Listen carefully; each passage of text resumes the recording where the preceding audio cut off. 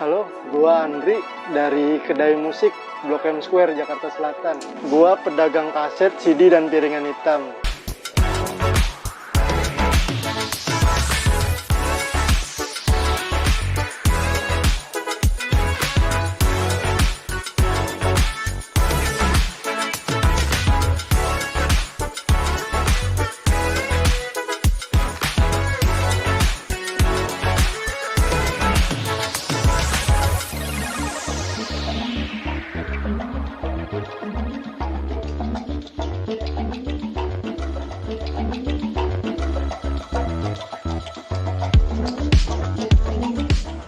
Sekitar 2010 awal. Jadi gua merit dan kondisi gua masih kerja di pabrik. Nah, gue punya mertua yang memang bergelut di bisnis ini. Diajak ke kios gua yuk, ayo. Nah, dari situ gue mulai tertarik nih, bisnis. Terus dia juga mencoba memperkenalkan gue dengan bisnisnya, karena dari keluarganya atau anak-anaknya tuh nggak ada yang tertarik untuk melanjutkan bisnis. Nah, mulai fokus dari situ, disewain lapak, istilahnya kalau di Taman Puring dulu tuh dikasih lapak sama mertua gua. Nah, dari situ gua mulai jalan bareng bisnis, diperkenalkan belanjanya di mana, cara milih barang yang laku atau enggak, berapanya deh lu beli barang tuh dengan harga berapa. Nah, dari situ gua udah mulai paham. Di pertengahan gue jalanin dalam 1 bulan tersebut, mulai deh babe gue tuh ngedoktrin, udah lu dagang aja. Kalau dagang tuh kita tuh bisa dapet omset yang lebih tinggi, tergantung kita, usaha tuh kita yang ngatur. Akhirnya gue coba bilang ke istri, kayaknya gue mulai dagang aja deh, gitu kan. Gue ini tidak meniatkan diri gue untuk berdagang seperti ini. Jadi gue ini bisa dibilang dicemplungin, dan gue memaksa diri gue untuk tenggelam sekalian.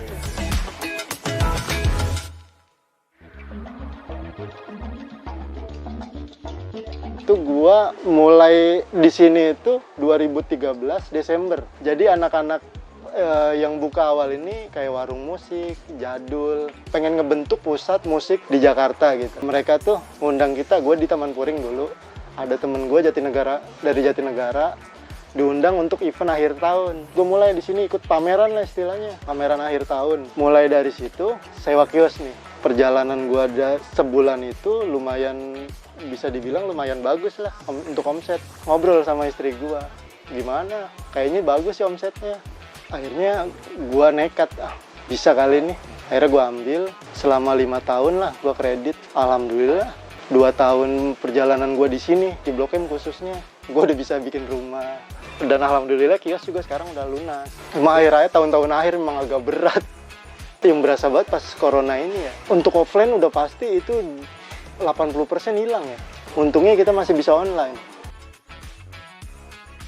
Dagang ginian tuh bisa dibilang, kalau gue nggak ngerasa punya pesaing.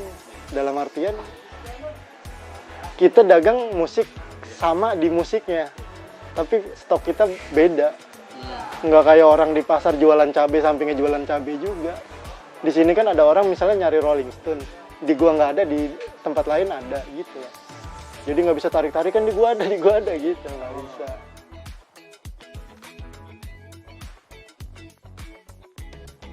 Kalau dulu itu zaman di Taman Puring banyak calo istilahnya, ditawar-tawarin lah ke pedagang.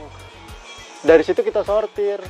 Biasanya kita sortir yang bagus-bagus, yang menurut kita sebagai pedagang bagus dan biasa laku lah gitu. Hunting gua. Jadi bisa dibilang belusukan juga.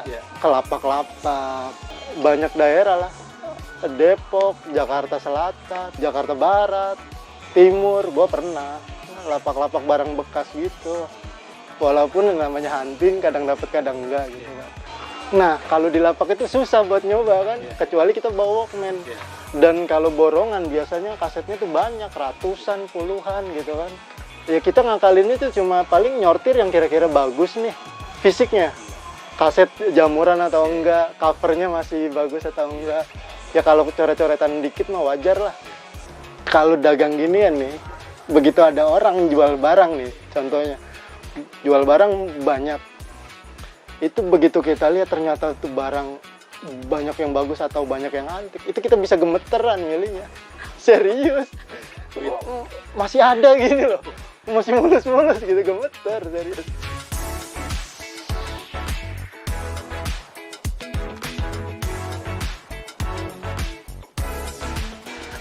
Biasanya yang bisa naker memang cuma pedagang ya. Kalau versi gue nih, harga standar kita jual kan 15 sampai 20 ribu.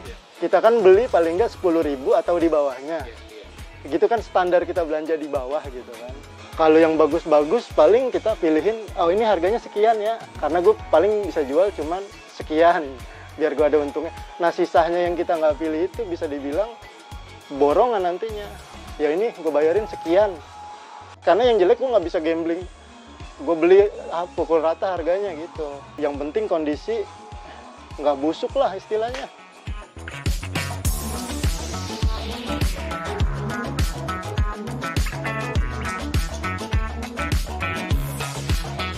Beberapa band besar pada saat itu ada beberapa album yang memang sudah langka gitu. Iwan Fals juga banyak banget yang album-album awal itu bisa jutaan. Kalau gue pribadi tuh dari teman-teman pernah jual berapa, karena kadang juga kita karena sambil belajar ya nggak tahu, kadang kaset yang harusnya mahal ternyata kita pernah jual murah gitu loh. Pernah lo begitu? Ya, sering. Oh gue contohnya kaset indie ya. Iya. Dulu kaset indie itu kayak Sore. Iya. Sore itu pasaran sekarang itu bisa 200 sampai 300. Dulu gue pernah jual 30.000 gitu kan. Ya dulu kan awal-awal gue zaman Taman Puring kan nggak tahu banget lah pasar-pasar indie. Standarnya emang segitu aja. Pasar paling laku sampai saat ini Britpop ya. Klasik rock, Britpop atau Indonesian yang rock 90-an.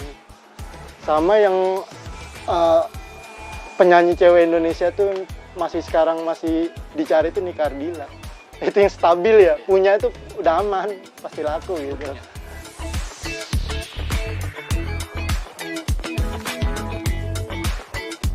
Hampir semua kalangan lah, dari yang masih sekolah, pekerja atau bapak-bapak.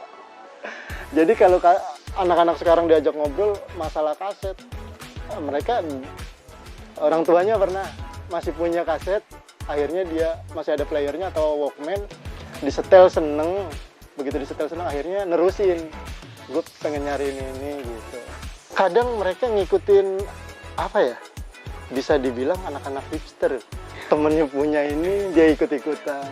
Dulu sempat marak tuh di awal-awal gue buka di sini, jadi musim piringan hitam. Wah itu bener-bener banyak banget anak-anak yang dari SMP masih pakai seragam gitu nyarinya piringan hitam. Banyak temen sih yang jelas, karena pelanggan kan jadi temen. Dari yang anak muda sampai bapak-bapak ya masuk, ngobrolnya hampir sama, ngobrolinnya musik atau enggak ya genrenya sama, kesenangan kita gitu. Musik nggak ada matinya kayaknya.